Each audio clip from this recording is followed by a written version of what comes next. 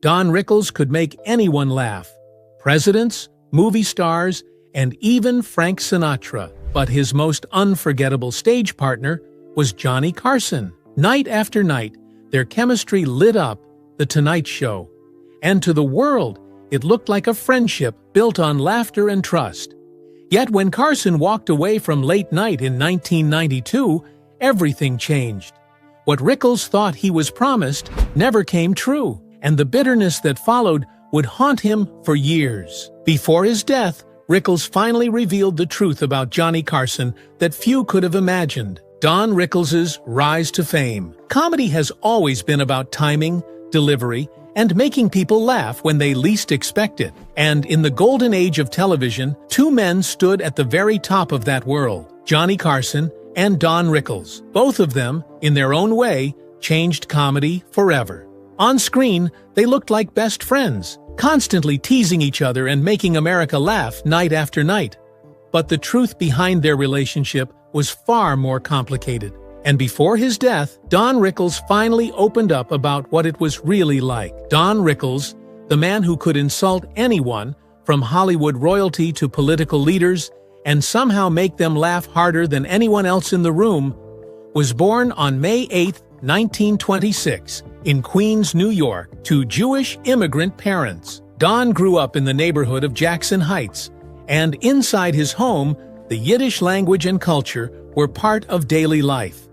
Don once said that being Jewish shaped his sense of humor and his quick wit, and also gave him that sharp edge that audiences would eventually love. Like so many young men of his generation, Rickles' life was interrupted by World War II. At just 18 years old in 1944, he enlisted in the United States Navy and served aboard the USS Cyrene, a motor torpedo boat tender. Although he didn't see direct combat, the discipline and camaraderie of the Navy left a mark on him. It also gave him time to think about what he wanted from life once he returned home.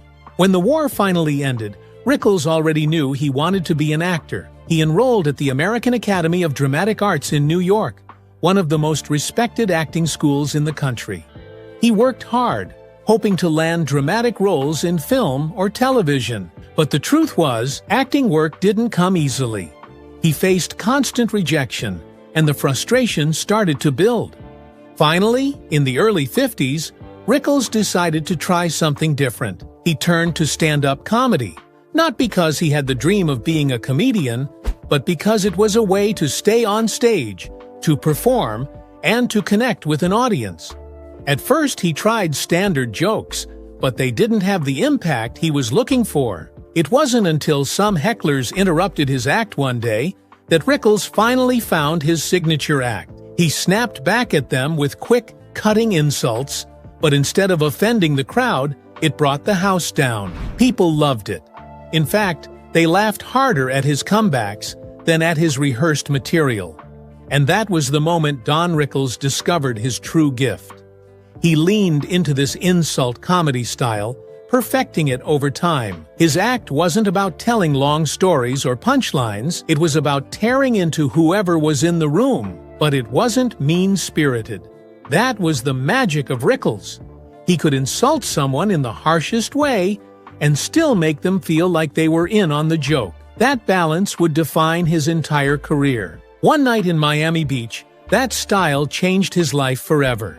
Sitting in the audience was none other than Frank Sinatra, the most powerful entertainer in the country. Rickles spotted him and didn't hesitate. He looked straight at Sinatra and said, "Make yourself at home, Frank. Hit somebody." The room erupted.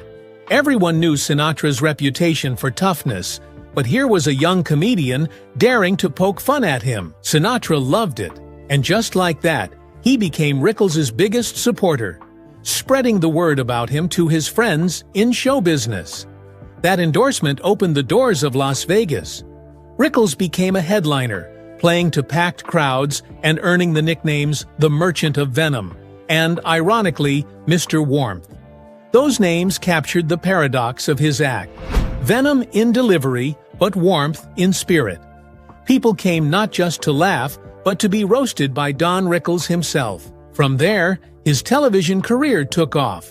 He was a frequent guest on talk shows like the Dean Martin Celebrity Roasts, where he would tear into celebrities of every background, from actors to politicians to even athletes, and somehow leave everyone smiling. But he wasn't just a stand-up star. Rickles also found success in television and film. He starred in the sitcom CPO Sharky in the late 1970s, and before that, he had The Don Rickles Show, a short-lived sitcom that still showcased his sharp timing.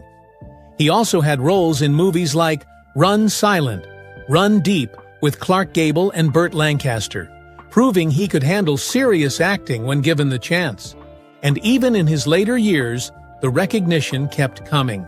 In 2007, he won an Emmy Award for the documentary Mr. Warmth, The Don Rickles Project, which celebrated his life and career. It was a fitting tribute to a man who had spent decades shaping comedy and influencing countless performers who came after him. But behind the laughs, the television appearances, and the friendships with Hollywood royalty, there was another side to Rickles' story that he rarely spoke about publicly. Rickles' hidden pain. Don Rickles built his career on laughter, but away from the spotlight, he carried a very different story. Audiences saw the quick comebacks, the big smile, and the endless energy. What they didn't always see was that Rickles had a private life filled with both joy and heartbreak. He had his moments of love, but there were also moments of deep personal loss. In 1965, Rickles' life changed when he married Barbara Sklar. He often joked that she was the one who made it possible for him to survive all those years in show business. Barbara wasn't just his wife. She became his anchor, and together they had 2 children, Mindy and Larry. Don loved being a father, though by his own daughter's account, he wasn't always the most openly expressive man at home. Mindy Rickles later described her father as deeply loving but emotionally guarded. She explained that Don could shower the world with jokes and laughter, but when it came to opening up about his deepest feelings, he held back.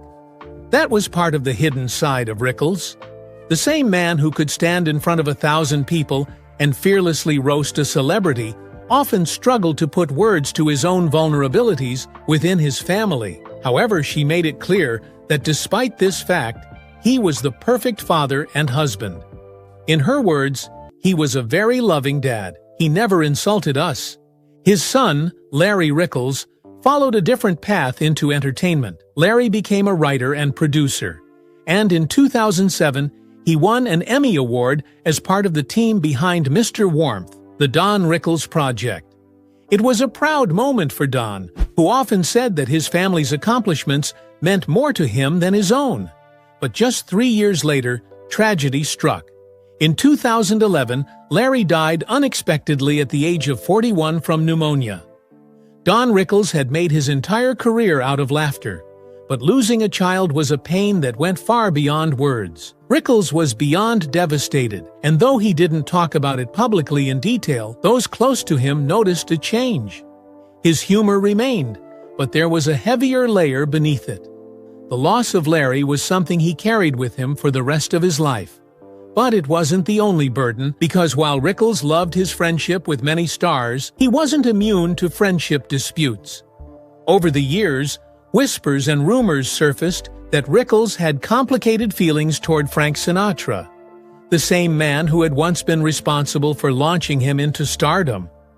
Rickles never publicly confirmed all the rumors, but multiple reports claimed that he sometimes expressed resentment toward the singer. The most shocking part of these rumors came from allegations that Sinatra had a dark role in Marilyn Monroe's tragic story. According to these reports, Rickles believed that Sinatra had exploited Monroe in Hollywood. These were controversial claims, and while Rickles never made them openly in front of cameras, they left a lasting impact on his reputation in Hollywood circles.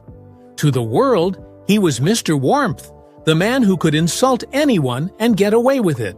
But within his own life, he carried grief, regrets, and opinions that didn't always fit the image people had of him. And yet, despite these private struggles, Rickles never let the audience see him falter. He always walked onto the stage with confidence, ready to unleash his sharp wit.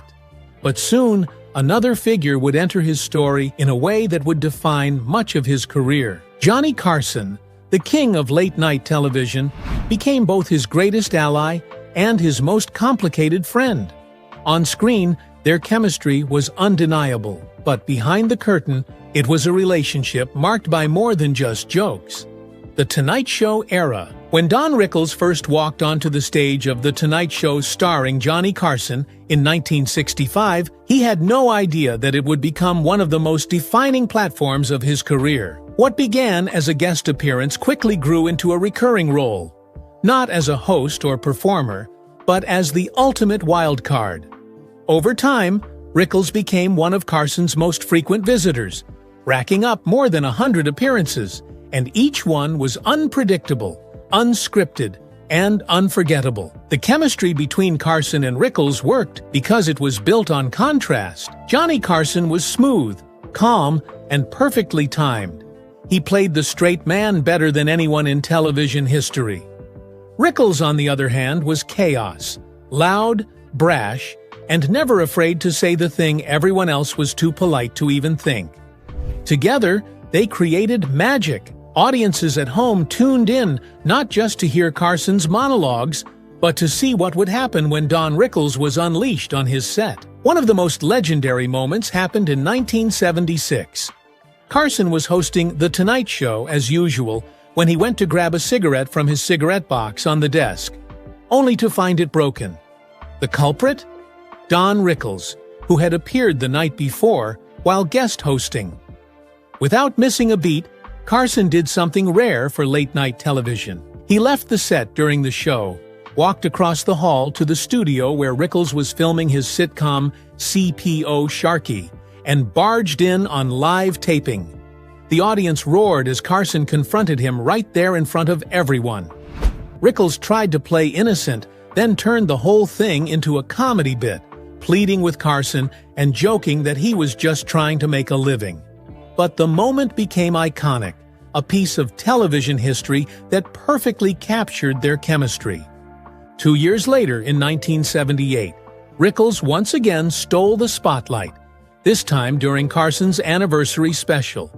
As the country tuned in to celebrate Carson's reign over late night, Rickles turned the event into one of his trademark roasts. He teased Carson about everything from his wealth to his multiple marriages, joking that Johnny changed wives the way most people changed cars. Carson, sitting there with his signature grin and cigarette in hand, let Rickles run wild. It was proof that Carson trusted him enough to take shots that few others could get away with. Rickles also thrived in physical comedy whenever he appeared on the show. One famous sketch involved Carson lying on a massage table during a comedy routine. Out of nowhere, Rickles stormed in and interrupted the scene. He threw himself into the bit, manhandling Carson and turning the calm setup into pure slapstick chaos. The audience erupted with laughter, and Carson, though trying to stay in character, couldn't help but crack up. The surprise appearances became part of Rickles' legend. He didn't just sit in the chair and answer questions. He turned every visit into an event. The teasing between the two was always sharp but affectionate. Rickles would needle Carson about his enormous wealth, calling him out for living like a king while pretending to be a man of the people.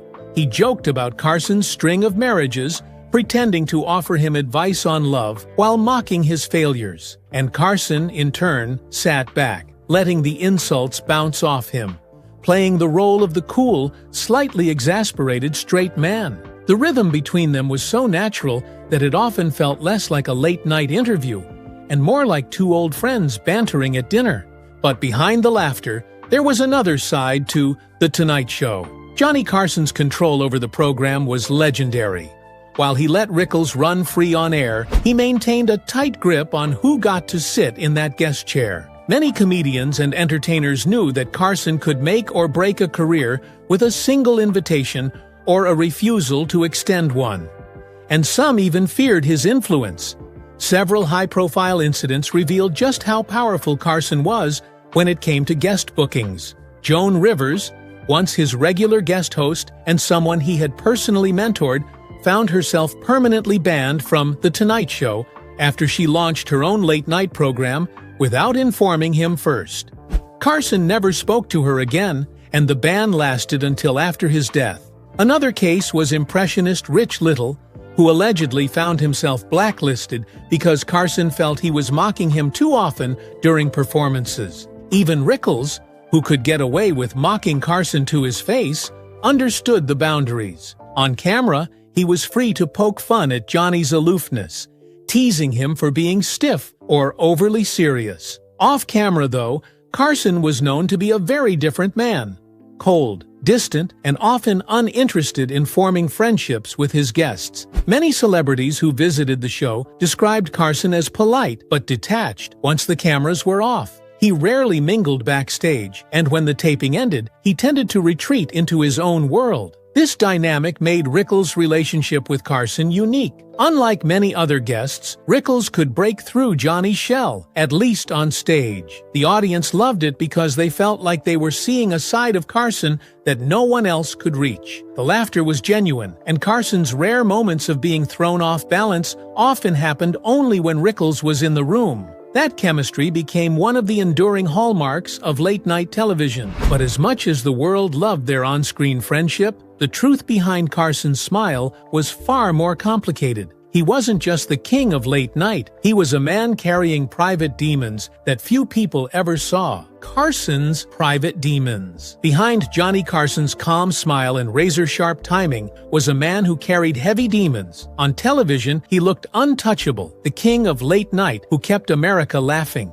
Away from the cameras, his life told a very different story, one filled with broken marriages, personal tragedy, and an almost relentless need for control. Carson was married 4 times, and nearly all of those relationships were marked by turmoil. His first marriage to Jody Wolcott ended in disaster, with Jody later describing violent outbursts and emotional maltreatment fueled by alcohol. What audiences saw as a charming host, Jody often saw as a man who could be unpredictable and frightening. Carson's temper, combined with drinking, created a volatile home life that couldn't last. His second marriage to Joanne Copeland wasn't much easier. Joanne spoke openly about Carson's drinking habits, describing episodes where he experienced blackouts and showed what she called tremendous anger about women. She revealed a side of Carson that few outsiders ever saw, a man whose insecurities often came out in destructive ways. The marriage, like the first, eventually crumbled under the weight of those private struggles. Even with all the success he achieved, Carson's personal life rarely seemed stable.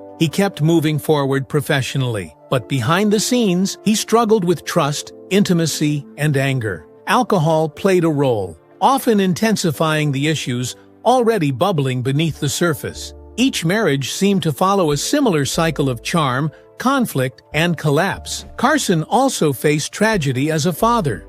In 1991, his son Richard died in a car accident at the age of 39. Richard had been a photographer, and the accident happened while he was driving along the California coast. The loss was devastating, but Carson chose not to attend the funeral. His reasoning was that his presence would draw overwhelming media attention and turn a private family moment into a public spectacle. It was a decision that revealed just how much he wrestled with the divide between his public image and private grief. Despite being the most visible man in America every night, Carson was, at heart, an intensely private and reclusive person. He rarely attended Hollywood parties, avoided long conversations with guests once the cameras stopped rolling, and preferred to retreat into his own controlled environment. Those who worked with him often described him as shy, even withdrawn, once the spotlight was gone. He liked to be in charge of his surroundings, and his obsession with control extended to nearly every area of his life. Carson found unusual outlets to release some of his pent-up energy.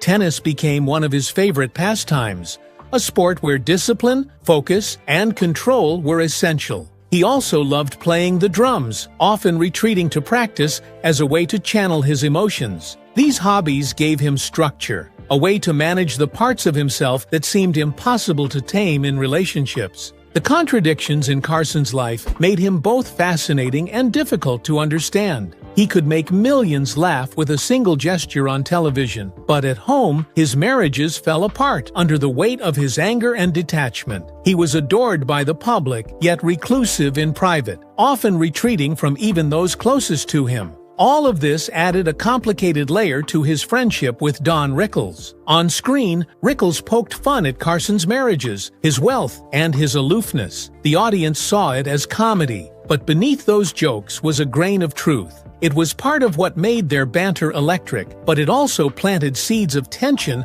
that would later lead to their own quiet fallout. Rickles' fallout with Carson. As much as Don Rickles and Johnny Carson entertained audiences with their on-screen chemistry, their friendship did not remain untouched by bitterness.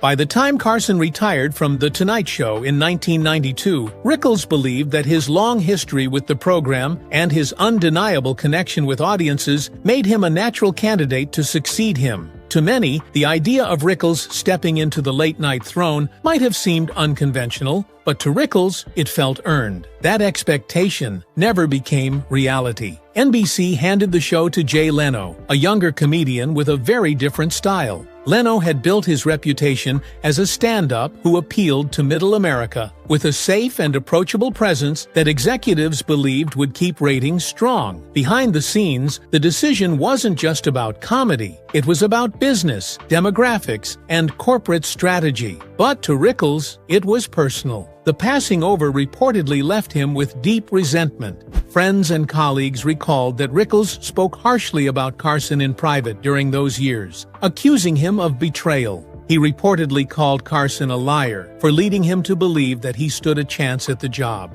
In Rickles' eyes, the man who had shared the stage with him for decades, who had laughed at his insults and brought him back to the couch again and again, had abandoned him at the very moment when the biggest opportunity was within reach. Rickles felt more than just disappointment. He believed that their friendship had been more performance than reality, built on appearances for television rather than genuine loyalty. While Carson's coldness off-camera was no secret in Hollywood, Rickles had always assumed their bond was different. Learning otherwise, or at least believing it to be so, was a wound that never fully healed. As Carson enjoyed his retirement, Rickles carried the bitterness with him. Though he continued performing, appearing on talk shows, and enjoying success well into his later years, the subject of Carson's retirement was one that stirred visible frustration. Insider reports said the resentment simmered quietly but persistently, shaping the way he reflected on his decades in entertainment. In public, Rickles continued to joke about Carson, keeping the old rhythm alive for audiences who remembered their heyday. Yet the playful barbs masked real anger. He often hinted that the relationship people saw on screen was more of a staged act than a personal friendship. The affection that appeared so genuine under the studio lights did not extend far beyond the cameras. As the years went by, Rickles' feelings toward Carson became less about rivalry and more about disappointment. The man who had been such a fixture in his career had ultimately left him feeling cast aside. When Carson's health began to decline in the early 2000s, Rickles still carried the weight of that fallout. Their bond, once a centerpiece of television comedy, had fractured, and what remained was an uneasy mix of admiration for Carson's talent and resentment over the way things ended. That complicated history made the moment of Carson's death in 2005 even more significant for Rickles. The world mourned the passing of the king of late night, but for Rickles, it was also the closing of a chapter filled with both laughter and unresolved pain. The end of an era. The night Johnny Carson signed off from The Tonight Show in 1992, he left with a grace that few entertainers ever achieve. But in the years that followed, his presence slowly faded from public view. Carson rarely gave interviews, hardly appeared on television, and chose to spend his final years in near-total privacy. By the early 2000s, the man who had once been America's nightly companion was living quietly, almost like a ghost of show business past. On January 23, 2005, that chapter finally came to an end. Carson died from complications of emphysema at the age of 79. The news hit the entertainment world like a thunderclap. Even though he had been retired for more than a decade, Carson's influence still hovered over late-night television, shaping every host who followed him. The loss felt like the closing of a cultural era, not just the passing of one man.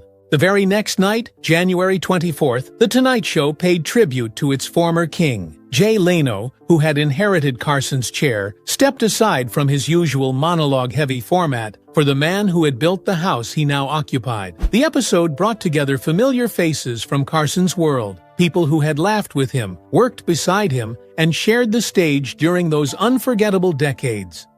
Don Rickles was there, as was Bob Newhart and Carson's longtime sidekick Ed McMahon. Together, they celebrated not only Carson's career, but also his impact on comedy itself. Rickles, who had carried years of complicated feelings toward Carson, approached the tribute with surprising warmth. On ABC, he spoke candidly, calling Carson the best straight man a comedian could ever hope for. He added that Carson was a complicated genius, a phrase that perfectly captured the dual nature of the man, the brilliant host on stage and the distant figure in private life. It wasn't a sugar-coated farewell. Rickles didn't pretend their friendship had been flawless, or that the tensions had never existed. Instead, he chose to honor Carson by recognizing both his gifts and his complexity. Coming from Rickles, who never shied away from honesty, it carried weight, showing that he still respected what Carson had accomplished. The tribute episode itself was a reminder of how deeply Carson's absence would be felt. Ed McMahon, who had spent 30 years by his side, spoke with the reverence of a man who had lost a partner, not just a boss. Bob Newhart, another titan of comedy, reflected on the countless nights when Carson's show served as the heartbeat of American culture.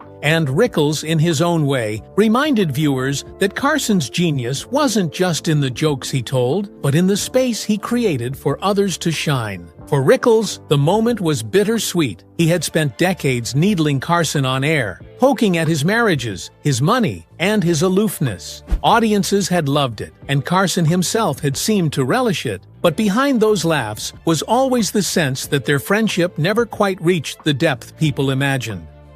Carson's death marked more than the end of a life. It marked the end of an era in entertainment. He had defined late-night television for 30 years, and even in retirement, no one could truly take his place. Every host who followed, from Leno to Letterman to Conan and beyond, stood in his shadow. And for Don Rickles, the loss was also personal. It was a reminder of his own mortality, of the fading generation of comedians who had once ruled American culture. Do you think Don Rickles should have been given the opportunity to host The Tonight Show? Tell us in the comments section below. If you enjoyed this video, don't forget to click on the next video on your screen, like this video, and subscribe to our channel for more updates.